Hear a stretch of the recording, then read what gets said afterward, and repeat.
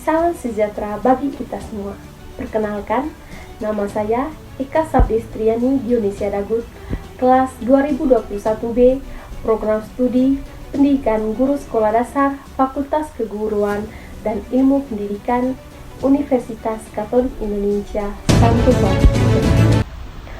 Oke sobat semua, kali ini saya akan menjelaskan dan menganalisis sebuah kasus atau peristiwa pelanggaran HAM yang saya jumpai dari media online, yakni tentang kasus penembakan di Papua. Kasus penembakan yang terjadi di Papua, khususnya insiden penembakan terhadap penduduk sipil dan aktivis di daerah Intan Jaya, menjadi salah satu peristiwa pelanggaran hak asasi manusia atau HAM yang menarik perhatian. Insiden ini bukan hanya menjadi kabar duka bagi keluarga korban, tetapi juga mencerminkan ketegangan yang terjadi di wilayah tersebut yang berkaitan dengan masalah hak, politik, sosial, dan ekonomi. Pada bulan lalu September tahun lalu, terjadi insiden penembakan yang melibatkan aparat keamanan dan warga sipil di Intan Jaya. Penembakan ini menewaskan sejumlah penduduk sipil yang sedang beraktivitas hari-hari. Situasi di Papua memang seringkali dilingkupi konflik antara kelompok bersenjata yang memperjuangkan kemerdekaan Papua dan aparat keamanan. Dalam insiden ini, aparat keamanan diduga melakukan tindakan represif terhadap siapa saja yang dicurigai terlibat dengan kelompok separatis. Untuk kita ketahui bersama bahwa dalam peristiwa ini terdapat beberapa pelanggaran HAM yang terjadi, antara lain: pertama, hak atas hidup. Nyawa korban yang tidak terlibat dalam konflik diambil secara semena-mena. Kedua, kekerasan dan penyerangan terhadap warga sipil. Penembakan ini jelas menunjukkan tindakan kekerasan terhadap warga sipil yang seharusnya dilindungi. Ketiga, tidak adanya proses hukum yang adil. Korban yang ditembak tidak diberikan kesempatan untuk membela diri atau dilindungi oleh hukum. Oke sobat semua, korban dalam kasus ini sebagian besar adalah warga sipil yang tidak bersenjata. Mereka terdiri dari masyarakat lokal yang terjebak dalam konflik dan aktivis yang memperjuangkan hak asasi manusia di daerah tersebut. Sedangkan pelaku dari pelanggaran ini adalah aparat keamanan, termasuk tentara dan polisi yang bertugas di wilayah Papua. Penyebab utama dari peristiwa ini adalah: yang pertama, konflik berkelanjutan.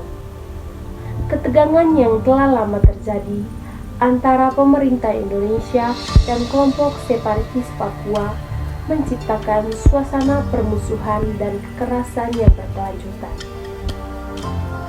Kedua, diskriminasi dan marginalisasi.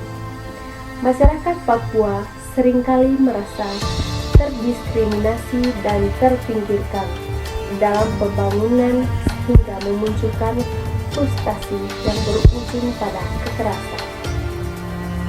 Ketiga, kurangnya pengawasan dan akuntabilitas.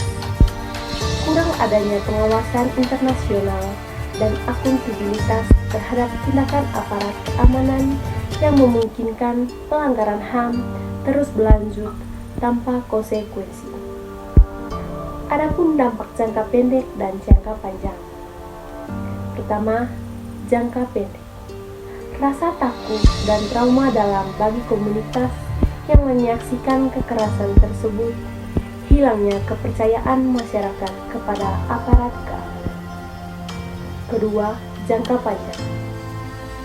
Polarisasi masyarakat yang semakin tajam, pertumbuhan ketidakpuasan dan pemberontakan, serta dampak negatif terhadap upaya rekonsiliasi dan pembangunan di Papua. Aspek hukum dan HAM.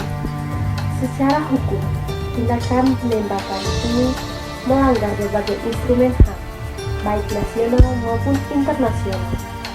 Seperti yang pertama, Undang-Undang Dasar 1945 yang menjamin hak atas hidup, hak atas kebebasan berpendapat, dan hak untuk tidak memperlakukan sewenang-wenang. International Covenant on Civil and Political Rights (ICCPR) yang menegaskan hak setiap manusia untuk hidup dan melarang eksekusi tentang proses hukuman yang adil. Solusi dan usulan untuk mengatasi masalah ini, beberapa solusi yang tepat yang untuk diikuti. Yang pertama, meningkatkan dialog. Pemerintah harus membuka dialog dengan semua pihak di Papua, termasuk kelompok separatis dan masyarakat sipil, untuk mencari solusi damai. Kedua, reformasi keamanan. Lakukan reformasi dalam tubuh aparat keamanan untuk memastikan perlindungan HAM dan penegakan hukum yang adil. Ketiga, pendidikan tentang HAM. Meningkatkan kesadaran akan HAM di kalangan aparat keamanan dan masyarakat umum untuk mencegah pelanggaran di masa mendatang. Keempat, pemantauan internasional. Melibatkan organisasi internasional dalam pemantauan situasi di Papua untuk memastikan akuntabilitas dan transparansi. Kesimpulan, pelanggaran HAM yang terjadi di Papua, khususnya penembakan terhadap warga sipil, merupakan gambaran jelas akan ketegangan yang belum terselesaikan dan kejahatan terhadap kemanusiaan yang harus segera ditangani melalui dialog konstruktif, upaya reformasi, dan peningkatan transparansi. Diharapkan tragedi serupa tidak akan terjadi lagi di masa depan. Sekian penjelasan dan hasil analisis ini, semoga bermanfaat. Sekian dan terima kasih.